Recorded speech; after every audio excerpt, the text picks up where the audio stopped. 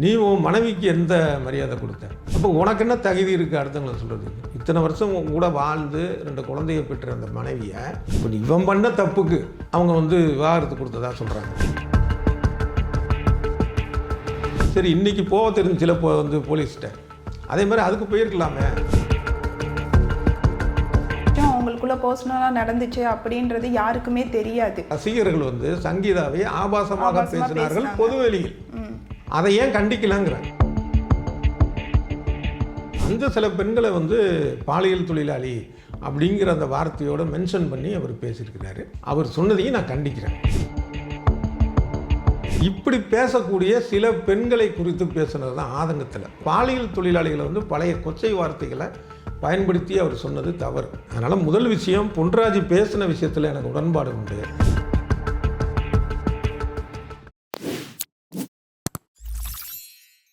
White house நேயர்களுக்கு வணக்கம். இன்னைக்கு நம்ம கூட மூத்த பத்திரிகையாளர் டிவி சோமு சார் தான் இருக்காரு. வணக்கம் சார். வணக்கம் சார். நேற்று பொன்ராஜ் அவர்களோட ஒரு இன்டர்வியூ, ரீசெண்டாக கொடுத்த ஒரு இன்டர்வியூவில் ஒரு ஆடியோ கிளிப் வெளியாகி பரபரப்பை ஏற்படுத்திச்சு. அதில் என்ன பேசியிருப்பாருன்னா, தாவேகா கட்சியில் இருக்கிற பெண்கள் எல்லாருமே விபச்சாரிகள் அப்படின்ற மாதிரியான ஒரு சில அருவருக்கத்தக்க வார்த்தைகளை சொல்லியிருப்பாரு. அதை பற்றி உங்கள் கருத்து என்ன சார்? சொன்ன வீடியோ நான் பார்த்தேன். தாவேகால இருக்கிற எல்லா பெண்களையும் அவர் சொல்லவே இல்லை. அது தவறாக புரிந்து கொள்ளப்பட்டது.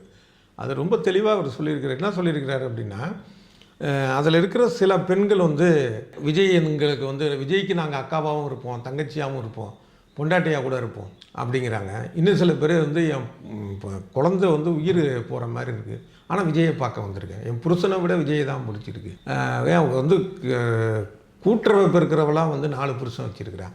இப்போ தூய்மை பணிங்கிறதும் ஒரு முக்கியமான பணி தான், அது இழிவானது இல்லை. ஆனால் அவங்க சொன்ன முறை, கடைசியில் அப்படி சொன்ன பெண்ணை அவங்க பெரியம்மா அந்த வேலை தான் பார்க்குறாங்கன்னு அடுத்த வீடியோவில் சொல்லுது. இப்படி பேசக்கூடிய சில பெண்களை குறித்து பேசுனது தான் ஆதங்கத்தில் ஒன்று. இன்னொன்று, அவருடைய ஆதங்கம்ங்கிறது சொந்த வீட்டில் அவருக்கு தனிப்பட்ட பிரச்சனை இல்லை. இவங்க இப்படி பேசுறதுனால ஒட்டுமொத்த சமுதாயத்தின் மீதான அக்கறையை சொல்கிறாரு. இப்போ எவ்வளவோ கீழ்நிலையிலிருந்து இப்போ தான் கொஞ்சம் மேலே வந்திருக்கிறோம். மறுபடியும் இந்த சமுதாயம் கீழே போகக்கூடாது. நாளைய சமுதாயம் நல்லா படித்து நல்ல ஒரு முற்போக்காக போகணும், ஒட்டுமொத்த சமுதாயம் நல்லா இருக்கணும். இப்படி ஒரு நடிகன் பின்னாடி போயிட்டு ஒரு ஆபாசமாக பேசுகிறாங்களே, அது ஆபாசம் கூட உணராமல் அப்படிங்கிற ஆதங்கத்தில் தான். அதனால் அவர் எல்லா பெண்களையும் சொல்ல, இப்படி பேசுகிறது சில பெண்கள் தான். அந்த சில பெண்களை பாலியல் தொழிலாளி அப்படிங்கிற அந்த வார்த்தையோடு மென்ஷன் பண்ணி அவர் பேசியிருக்கிறாரு. அதனால் முதல் விஷயம், அவர் ஒட்டுமொத்த பெண்களையோ, தமிழ்நாட்டு பெண்களையோ, இல்லை தேவைக்கால இருக்கக்கூடிய பெண்களையோ அவர் சொல்லவே இல்லை. இப்படி பேசிய மிகச்சில பெண்களை குறித்து தான் அவர் சொன்னார். ஆனால் அவர் சொன்னதையும் நான் கண்டிக்கிறேன். ஏன் அப்படின்னா, பாலியல் தொழிலாளி அப்படிங்கிறதுக்கு இப்போ எத்தனையோ பேர் இப்போ பார்த்திங்கன்னா, இப்போ நம்ம பழைய மாதிரி வார்த்தைகள் பயன்படுத்துறதில்ல. சிறப்பு திறனாளி, மாற்றுத்திறனாளி, சிறப்பு குழந்தைகள், இப்படிப்பட்ட வார்த்தைகள் வந்துருச்சு. இப்போ மாற்றுத்திறனாளிக்கு வேறு சில வார்த்தைகள் முன்னாடி இருந்தது, கொச்சையான வார்த்தையாக பேசுவோம். இப்போ அப்படி இல்லை, பாரம்பரிய வந்துருச்சு. அதே போல் பார்த்திங்கன்னா வேறு மாதிரி ஒரு வார்த்தையில் சொல்லுவாங்க. இப்போ பலாத்காரம் அப்படிங்கிற வார்த்தை வந்திருக்கு. இப்படி நம்ம நிறையா நாகரிகமாக மாறிட்டு இருக்கிறப்ப பாலியல் தொழிலாளிகளை பழைய கொச்சை வார்த்தைகளை பயன்படுத்தி அவர் சொன்னது தவறு. இன்னொன்று, இப்படி அவர் எங்களுக்கு அண்ணனாகவும் இருக்கலாம், புருஷனாகவும் இருக்கலாம்னு சொல்லி பேசிய பெண்களை பாலியல் தொழிலாளிகள் கூட ஒப்பிட்டு அவர் பேசுனது பாலியல் தொழிலாளிகளே அவமானப்படுத்துவது. ஏன்னா நான் பாலியல் தொழிலாளிலாம் சில பேர் பேட்டி எடுத்துருக்கிறேன். அவங்க சொன்னதெல்லாம் என்ன அப்படின்னா, நாங்கள் வயிற்று பிழப்புக்கு இந்த வேலை பார்க்குறோம், இதே எங்கள் ஊர்லேருந்து வந்துட்டாங்க, அதுவும் எங்கள் அண்ணன் முறையான ஆட்கள்லாம் யாராச்சும் இந்த மாதிரி அண்ணன் தம்பி வந்துட்டாங்கன்னா காலில் விழுந்து தயவுசெய்து ஊரில் சொல்லிடாத, நீ வேறு யார்ட்டையாவது போ அப்படின்னு சொல்லுவோம் அப்படின்னு. ஏன்னா அவங்க அதை அந்த மாதிரி விஷயங்கள், அவங்களும் மனிதர்கள் தானே. அது இப்போ இன்னும் சொல்ல போனால் பாலியல் தொழிலுங்கிறது சில முன்னேறிய முற்போக்கான நாடுகள்லாம், ஆஸ்திரேலியா உட்பட நாடுகளில் அது ஒரு தொழில் அங்கீகரிக்கப்பட்ட ஒரு விஷயம். அதை தவிர இந்தியாவிலேயும் அது மாதிரி சில இடங்களில் அங்கீகரிச்சிருக்காங்க. மற்ற இடத்துல அறகுறை அங்கீகாரமாக இருக்குது. எக்ஸாம் புயல் வந்தப்போ, கொரோனா வந்த சமயத்தில் அவங்க தன்னுடைய உடலை விற்று அதன் மூலமாக வந்த பணத்திலிருந்து அந்த ஊதியத்தை ஈட்டி எத்தனை பேருக்கு பணம் கொடுத்தாங்க. அதை வாங்கி திங்கிறப்பெல்லாம் நல்லா இருந்துச்சா? அது என்ன ஒருத்தவங்களை கொச்சப்படுத்தணும்னா பாலியல் தொழிலாளிகளுக்கு இருக்குது. அதை நான் கண்டிக்கிறேன்.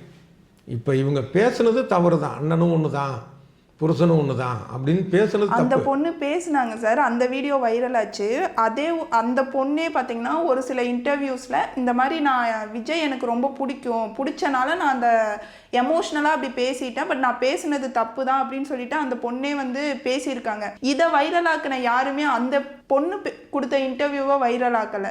இதை எப்படி பார்க்குறீங்க? அந்த பெண் பேசின அந்த வீடியோ, அதை அடுத்த வீடியோவை நான் தெரியாமல் பேசிட்டேன்னு சொன்ன வீடியோவை வந்து பெருசாக்கலை.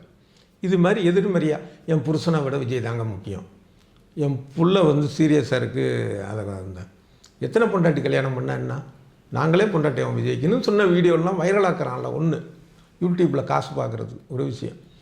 அடுத்தது இது ஒரு பைசா பிரோஜனம் இருக்காது. ஃபேஸ்புக் ட்விட்டரில் இதை ஷேர் பண்ணி அதில் லைக் வரதில் ஒரு அல்ப சந்தோஷம். இவனுங்க அந்த பெண்களை விட இழிவானவர்கள், ஈனத்தனமானவர்கள், அசிங்கமானவர்கள், ஆபாசமானவர்கள், அந்த மாதிரியான ஆள். அதனால் நீங்கள் சரியான பாயிண்ட் நீங்கள் கேட்டது. இதை ஏன் வந்து வைரலாக்குறாங்க, அதை ஏன் வைரலாக்கலை, சரியான விஷயம். அதனால் முதல் விஷயம், பொன்ராஜ் பேசின விஷயத்தில் எனக்கு உடன்பாடு உண்டு. ஆனால் பாலியல் தொழிலாளியை இதில் இழுத்தது எனக்கு உடன்பாடு இல்லை, அது தவறு, கண்டனத்துக்குரிய. ஆனால் இதை நான் மட்டும்தான் பேசிகிட்டு இருக்கேன் நேற்றுலேருந்து. பாலியல் தொழிலாளியை ஏன் இழுத்தேன்னு யாரும் பேசலை. எல்லாரும் சொல்கிறது என்னென்னா, பொன்ராஜ் வந்து பாலியல் தொழிலாளர்கிட்ட போய் கம்பேர் பண்ணலாமா? இன்னும் பாலியல் தொழிலாளர்னா அவங்க வந்து இதுலையா இருக்காங்க, சேட்டலைட்லையா வாழ்கிறாங்க, இந்த சமுதாயம் தானே இருக்காங்க. ஒரு சமுதாயத்தில் வந்து ஒரு பாலியல் தொழிலாளி ஒருத்தவங்க இருந்தாலும் ஒட்டுமொத்த சமுதாயத்துக்கும் தான் இழிவு. ஏன்னா இந்த சமுதாயம் தான் சேர்த்து உருவாக்குது ஒரு பாலியல் தொழிலாளி. அப்போ எல்லாருக்கும் தானே அசிங்கம். அதை பற்றி ஏன் யாரும் பேசலை? பாலியல் தொழிலாளிகளுக்கு உணர்வு இல்லையா? அவங்களுக்கு இதை பார்க்குறப்ப எப்படி இருக்கும்? ஒருத்தவங்களை கொச்சைப்படுத்துறதுனா நம்மளை தான் இழுக்கணுமா அப்படின்னு. தொடர்ந்து அரசியல் விமர்சனம் அப்படின்ற பெயரில் பெண்களை மட்டுமே கொச்சைப்படுத்தி விமர்சனம் பண்ணுறதை எப்படி பார்க்குறீங்க? இது வந்து காலங்காலமாகவே இங்கே இருந்துட்டு இருக்கக்கூடிய ஒரு அசிங்கமான ஒரு விஷயம். இன்றைக்கி சோசியல் மீடியா வந்ததுனால பெருசாக வெளியில் இது இருக்குது. முன்னாடி வந்து பார்த்திங்கன்னா வன்னை ஸ்டெல்லான்னு ஒரு பெண் இருந்தாங்க. பேண்ட் சட்டை போட்டுட்டு அவங்க பேசுனாங்கன்னா அவ்வளோ ஃபயர் போகிறோங்க. என்னன்னா எல்லாம் ஆபாச ஃபயர். மாதிரி வெற்றி கொண்டான், தீப்பொறி ஆறுமுகம், இந்த மாதிரியான ஆட்கள்.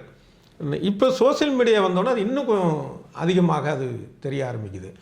தவிர நம்மளுடைய சமுதாயமே எப்படி இருக்குன்னா ஒரு கேவலமான சமுதாயமாக, பெண்களை வந்து இழிவுபடுத்துகிற சமுதாயமாகவே நம்ம அமைஞ்சிருச்சு. ஒருத்தனை என்ன சொல்லுவோம் அப்படின்னா, எங்கள் அப்பா சின்ன வயசில் வந்து பெரிய மன்மதன், எத்தனை பொண்ணுங்களுக்கு ரூட் விட்டுருக்காரு தெரியுமாம்பா. இதே அம்மாவை பற்றி பேச மாட்டான். இதே எங்கள் அண்ணியை லவ் பண்ணி தூக்கிட்டு வந்து கல்யாணம் பண்ணிட்டார் தெரியலன்னு பெருமையாக சொன்னேன். எங்கள் அக்காவை பற்றி பேசாத, வீட்டை விட்டு ஓடி போயிட்டாம்மா. ஒரு கல்யாணமோ உடலுறவோ இல்லை வந்து ஒரு காதலோ ஆணும் பெண்ணும் சேர்ந்தது தான்.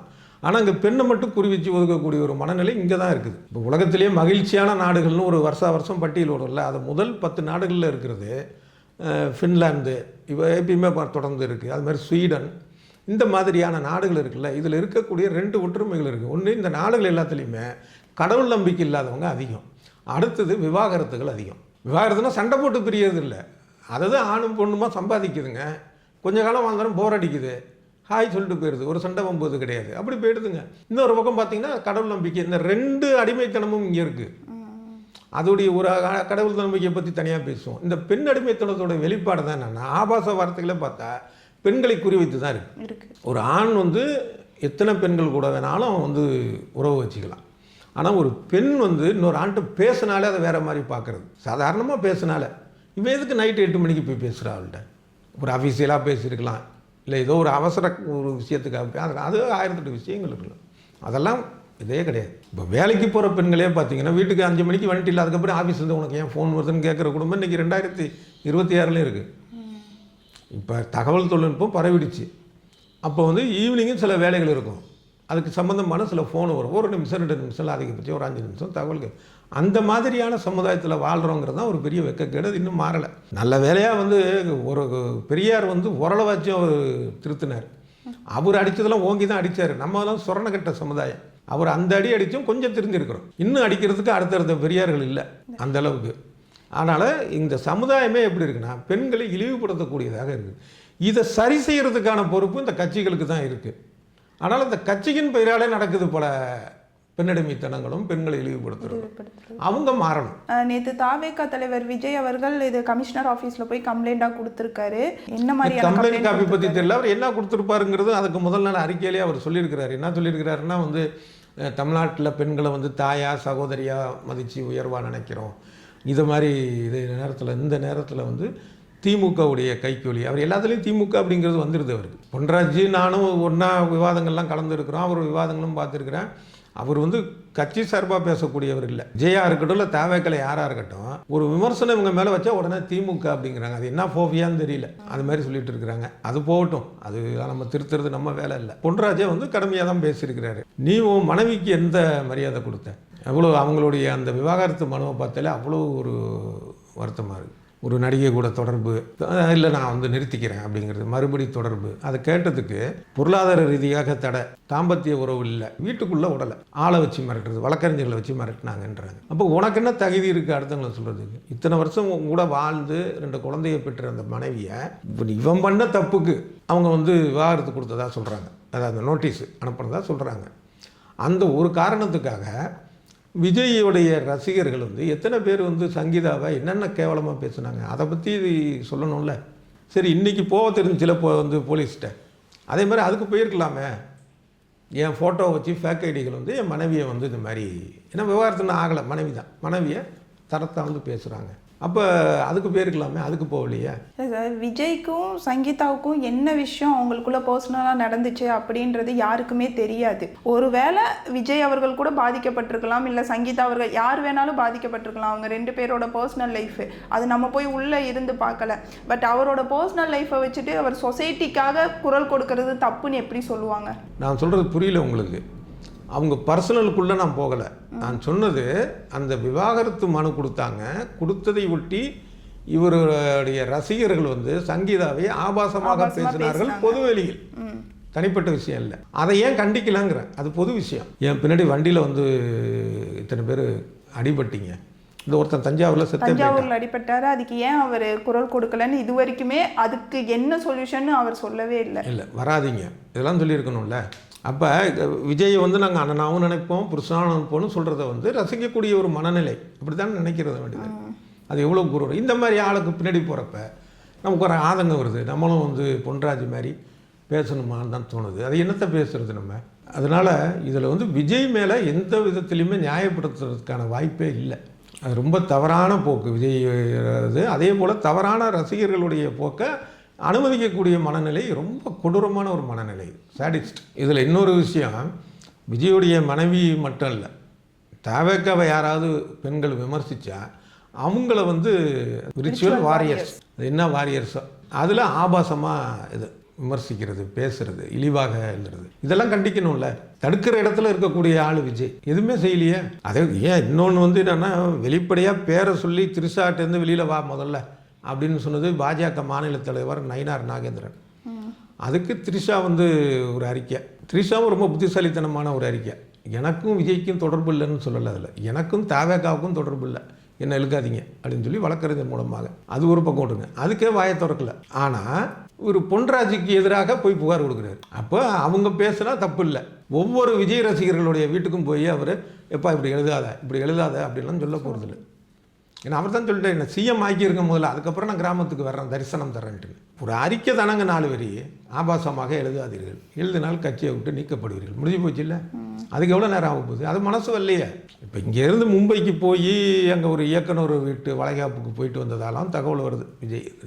அது அவருடைய விஷயம், அவரோட போட்டுனா இந்த ஃப்ளைட்டில் போகிறப்பே ஒரு 4 இது கூட இருக்கிறவன்ட்ட சொல்லியப்பா இந்த மாதிரி ஒரு இதாக ட்விட்டு போடுவேன் அதில். ஏன்னா அட்மின்லாம் அவங்க தான் வச்சுருப்பாங்க, கூட இருக்கிற பிஏ இல்லை ஆதவாஜி நான் வச்சுருப்பேன் அப்படின்ட்டு. இப்போ ஆதவ் கூட தானே போகிறாரு வர்றாரு இது பண்ணுறாரு. இப்போ பாட்டில் தூக்கம் மட்டும் தான் ஆதவர்ஜினாவா? ஒரு ஃபோனில் போடக்கூடாதா? அதை செய்ய வேண்டியதானே. அப்போ ரசிகர்களை திருத்தணுங்கிற எண்ணமே இல்லையே. இவங்க கால் உள்ள கத்தட்டும், மரத்தில் ஏறட்டும், லைட்டு கம்பத்தில் ஏறட்டும், கீழே விழுந்து அடிபட்டுட்டும், வண்டியில் வந்து அடிபடட்டும், இந்த பொம்பளை பிள்ளைங்க சில பேர் அதை ஆபாசமாக பேசட்டும், இது எல்லாத்தையும் ரசிச்சுட்டு அது என்ன மனநிலை இது? அப்போ யார் மேலே தப்பு? அடிப்படை தப்பு விஜய்.